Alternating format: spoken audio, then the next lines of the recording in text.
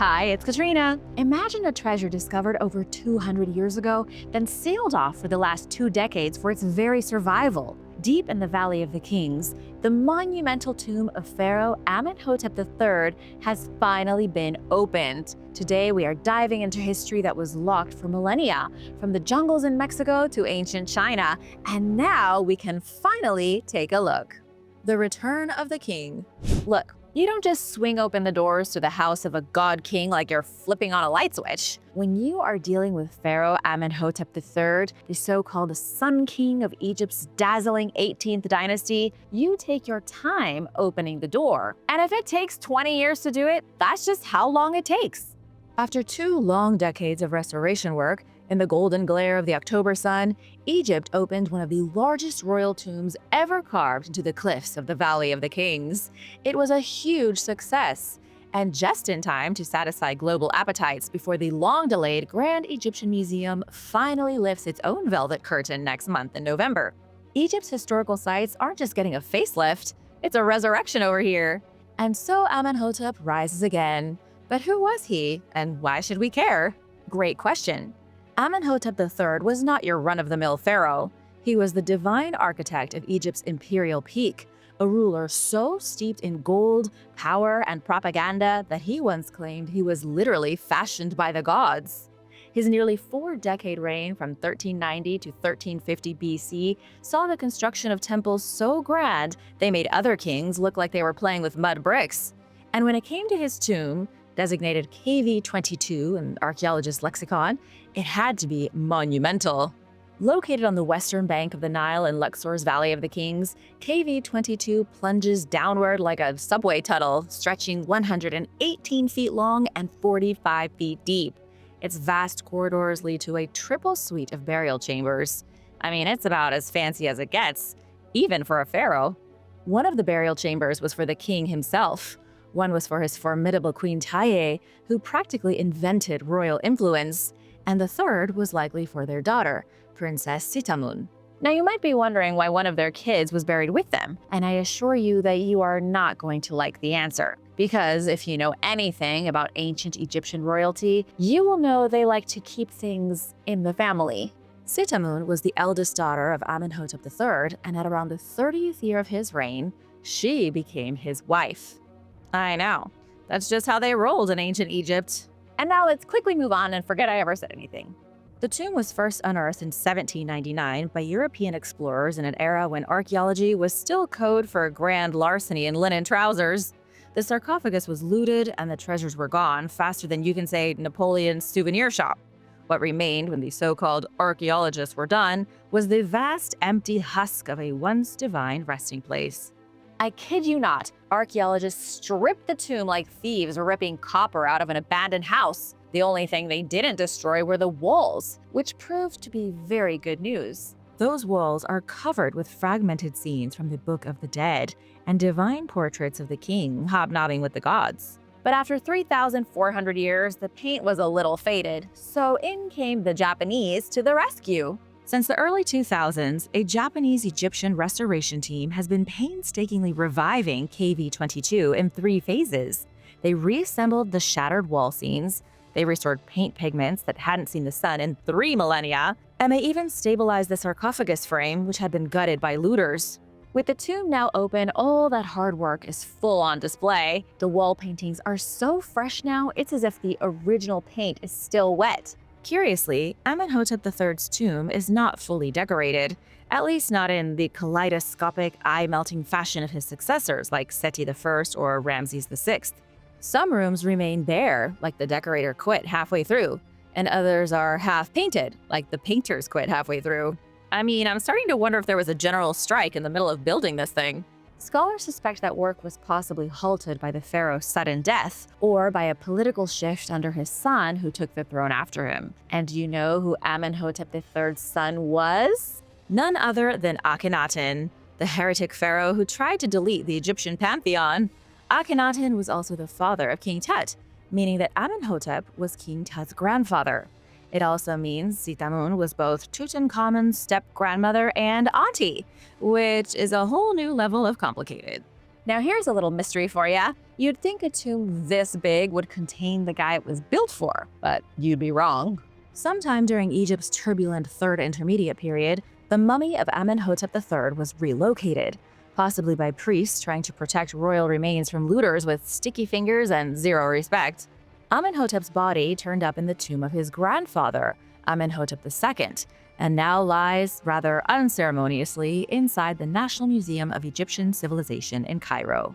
It is badly damaged, likely from repeated moves. Still, it rests now in an elegant, climate-controlled display alongside 16 other pharaohs and queens, forming the all-star lineup of ancient embalmed royalty.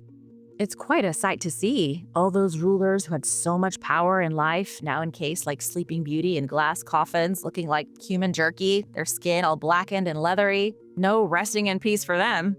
If you've been meaning to visit Egypt, now is a good time. The reopening of KV-22 comes mere weeks before the Grand Egyptian Museum in Giza flings open its doors to the public on November 1st, 2025. The timing is anything but accidental. Egypt's Ministry of Antiquities and Tourism is on a national campaign to lure back international visitors after the tourism nosedive that followed the 2011 revolution. Restored tombs, relocated mummies, hopefully a few holograms of Cleopatra, all part of a strategic effort to transform Egypt from land of ancient dust to high-tech heritage powerhouse. The revival of Amenhotep's tomb is just one piece of this glittering mosaic designed to lure millions of tourists from around the world. Will you be one of them? A Maya giant awakens from the jungle. After centuries of silence and 2 decades of political tango, the ancient Maya city of Ishkabal has officially joined the public stage. Located in the southern wilderness of Quintana Roo, just far enough from touristy beach clubs and overpriced cenote tours, Ishkabal now stands as the 194th archaeological site of pre-Hispanic origin in Mexico open to visitors. But this isn't just another dusty step pyramid or a pile of vaguely symmetrical rubble. Ishkabal is different. This is a city that predates Chichen Itza, whose towering structures loom above the trees like Mesoamerican skyscrapers. It was a royal power center, a ceremonial hub, and now, finally, a walkable time capsule of early Maya grandeur. After years of patient coordination between Mexico's National Institute of Anthropology and History and the local landholders, it is now open daily, free of charge, for anyone brave enough to step into a kingdom that has been sleeping under the jungle for over a millennium. The opening of Ishkabal wasn't exactly a scene from Indiana Jones. It involved fewer rolling boulders and more rolling signatures. On January 10th, 2025, in the city of Chetumal, a historic agreement was inked. And I know it might sound a little bit dull, but it was a big win for historians, archaeologists, and everyone who values human history, like you guys. 113 hectares of land were legally secured for archaeological research, preservation, and public access. That is a huge win for everyone.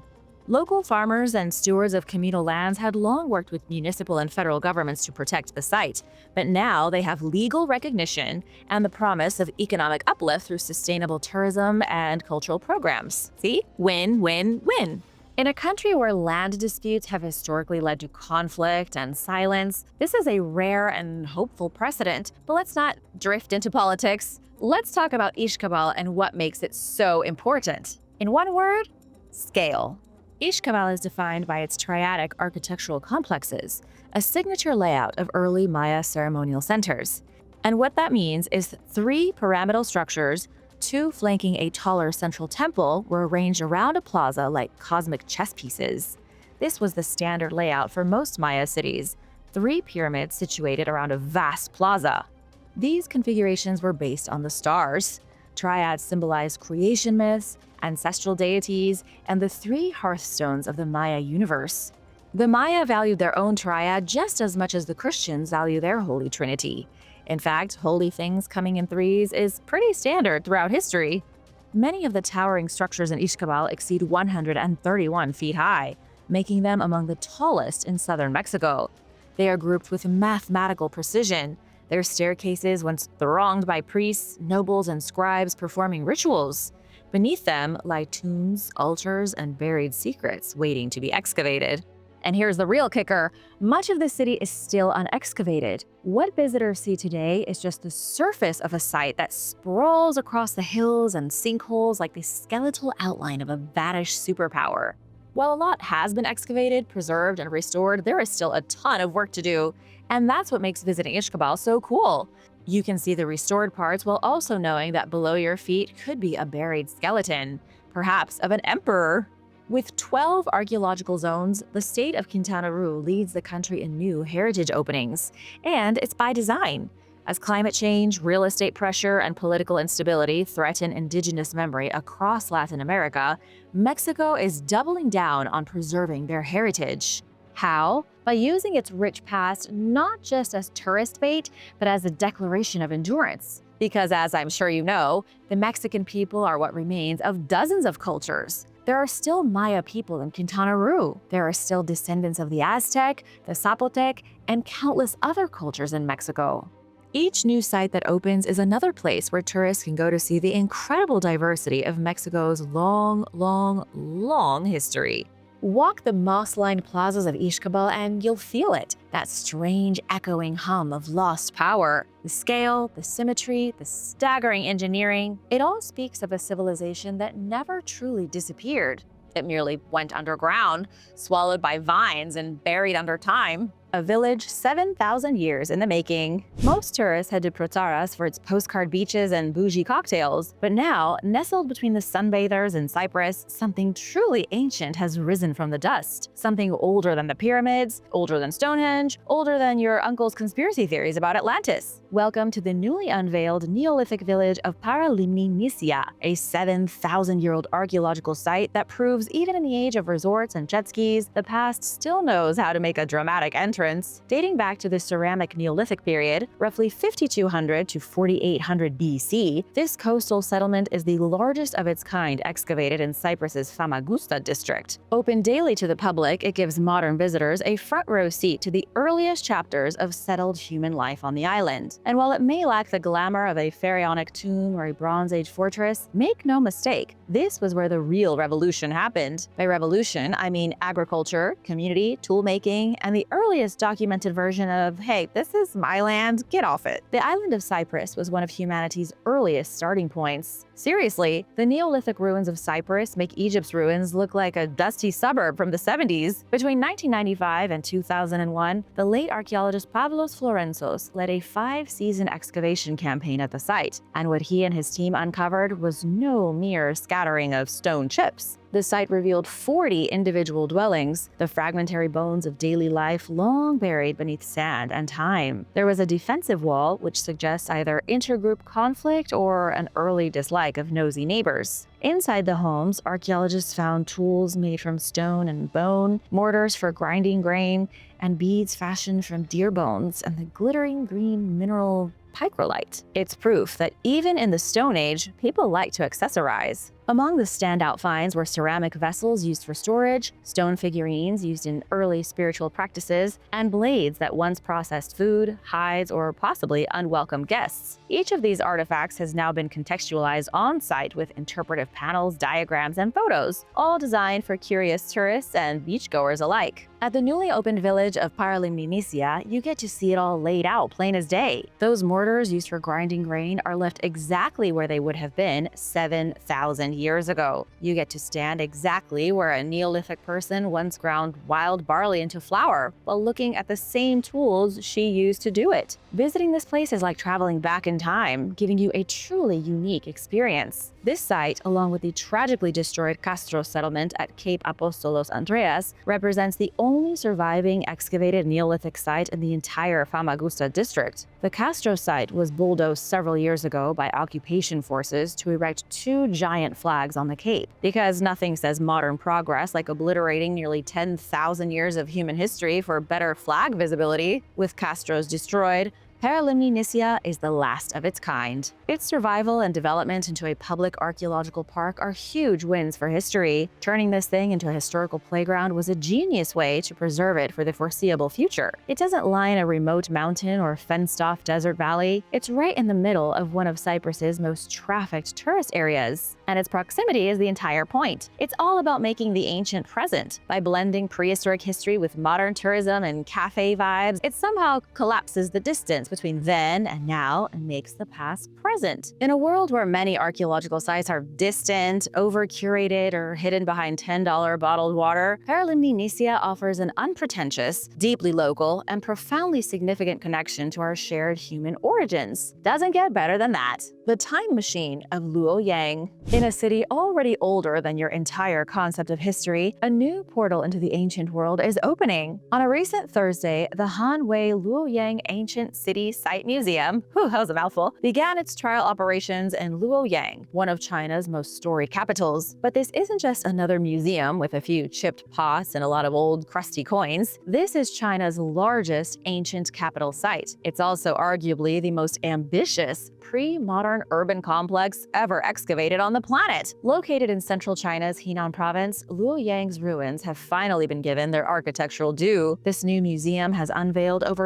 1,300 relics, many of which have never seen daylight in a public exhibition before. And yes, there is an ice cream tribute to a Buddha sculpture because why not? The museum covers a whopping historical time span. It starts in the Western Zhou dynasty of 1046 to 771 BC and continues into the glittering heights of the Tang dynasty from 618 to 907 AD. At its peak in the Han-Wei era of 200 BC to 300 AD, this city dictated urban planning for centuries. According to archaeologist He Jiarao, the city's layout became the ideological and physical template for every Chinese capital that followed. To really drive home how important this place was, think of Luoyang as the urban ancestor of Beijing. It was the original Chinese city, designed with such precision that every city after copied it. And it's doubly amazing because Luoyang was built when the Roman Republic still thought it was going to cherish democracy for 1,000 years. The museum may house over 1,300 artifacts, but the crown jewel is an Eastern Han bronze mirror that tells the story of Wang Zhaojun, one of ancient China's famed Four Beauties. Known for her politically strategic marriage to a Xiongnu chieftain, her story reflects both diplomatic complexity and artistic elegance. Now immortalized on reflective bronze, Wang Zhaojun could be considered China's version of Cleopatra, so to have a mirror with her story on it is actually amazing. Other treasures now showcased at the site include a painted brick from the Western Han Dynasty, decorated with deer and human figures. The otherworldly imagery reflects early beliefs in transcendence and spirit travel. Unlike a lot of other early cultures who had massive pantheons of gods,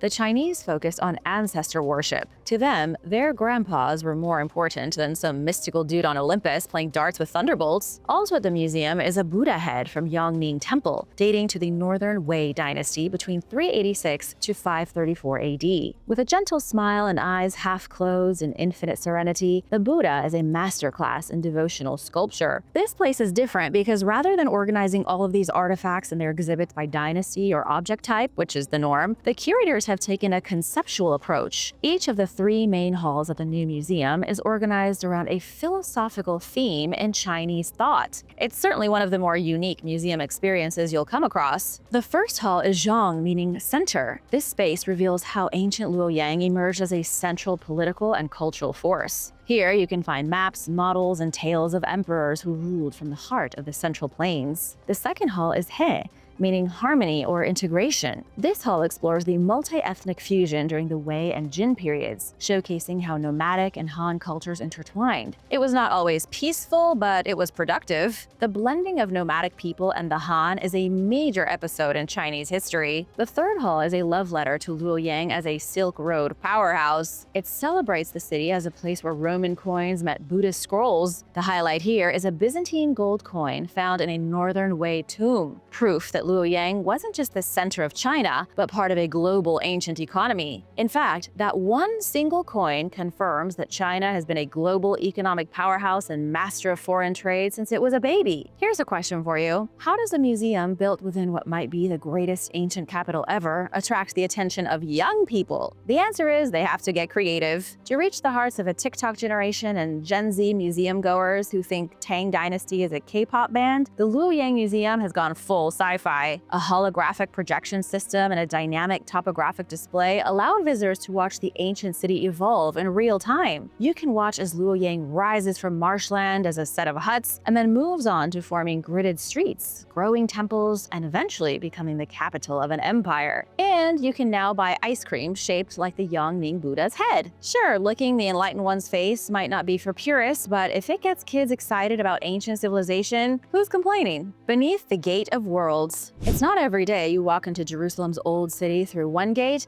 and discover another 15 feet beneath your sandals, carved in the bones of an empire. It doesn't happen every day, but it does happen every so often. Above ground, you've got the bustling Damascus Gate heaving with the chaotic poetry of everyday life. There are vendors hawking ka'ak bread, children playing on the steps, hijabs brushing past. It's a blur of faiths in motion. Meanwhile, underground, a 1900-year-old secret has just reopened. That secret is the eastern arch of the Roman-era northern gate of Aelia Capitolina. Aelia Capitolina was the Roman capital built over the ruins of Jerusalem after the Romans destroyed it during the Jewish revolt of 70 AD. Inaugurated on February 26, 2025, the newly restored city gate exhibit is both an archaeological marvel and a testament to Jerusalem's many identities. This relic of imperial Roman control now plays host to a multimedia biblical experience. I wonder how Emperor Hadrian would feel knowing his gate now beams light shows about Old Testament prophets. Welcome to Jerusalem, where every stone is political and every archway is a thesis statement. In 70 AD, after the First Temple was destroyed and the Jewish people of Jerusalem were exiled or enslaved, Emperor Hadrian decided to build a pagan city over the ashes. He renamed Jerusalem Aelia Capitolina. He banned Jews from entering and crowned the desecration with a new city gate, which featured 3 triumphal arches. Only the eastern arch survives today, a 15-foot-tall time portal embedded in a 50-foot-tall guard tower. Above the keystone of the arch, a Latin inscription still boasts of its civic construction. It reads, "The Colonia Aelia Capitolina built this by decree of this city decurions." Decurions were Roman cavalry officers in charge of squadrons, so it seems the officers were in charge of the building project. Hadrian intended his new capital to be the nail in Jerusalem's coffin, or maybe a better analogy would be the lid on their coffin. But it didn't work, and now the ruins of the city are part of a state-funded exhibit featuring 3D printed Ottoman gates and Psalm 137:5 in glowing Hebrew font. Hadrian might be rolling in his grave. Visiting the newly opened gateway is not your grandfather's archaeological tour. Howard Carter would probably have a heart attack. Thanks to Breeze Creative, the team behind the Masada Sound and Light Extravaganza, which is a whole other story for another day, Hadrian's Gate now plays host to a high-tech show celebrating the Bible's fascination with gates. You'll see projections and animations portraying city gates as stages of judgment, commerce, prophecy, and monarchy. One room hosts a glowing digital replica of the Madaba map, a 6th century Byzantine mosaic from Jordan that once adorned a Christian church. The Roman gate is featured there as well, known in Arabic as Bab al-Amud, or the Gate of the Pillar. It's all very exciting for what is basically an old arch, but to be fair, it's an arch with a long and weird history. The archaeological remains of the gateway were partially excavated in the 1930s, again in the 60s, and once more in the 80s, but never has the public been allowed to see them. This is the first time in decades that anyone has been invited down to experience it. And that's great because there is a lot more than just Roman stonework. There is a prominent mezuzah now nailed to the site's entry, installed ceremoniously by Jerusalem Affairs Minister Meir Porush during the exhibit's launch. Why put a mezuzah at the entrance of an ancient Roman ruin? First off, a mezuzah is a small case that contains a parchment scroll upon which verses from the Torah are inscribed. A mezuzah is typically attached to the doorpost of a Jewish home as a symbol of God's watchful presence. The fact that a mezuzah is on the restored gate of a Roman emperor who tried to exterminate the Jewish people is a little slice of universal karma. paramount. The exhibit is centered on a Roman ruin, but the exhibit focuses on biblical themes. When asked why, the team said they wanted to seize the opportunity of an ancient gate in Jerusalem to showcase the role of the gate as a symbol. The result is a museum that uses Roman ruins to celebrate Jewish resilience. The irony is exquisite, the symbolism heavy, and the archaeology is top-notch. We've got an ancient Roman gateway built as a monument to humiliate a conquered people, and now those people have decorated it with symbols of their faith and even put up a light show. Thanks for watching! What is one site you know is off-limits but you desperately want open to the public? Let me know in the comments. Be sure to subscribe and hit that notification bell, and I'll see you soon for more ancient history. Bye!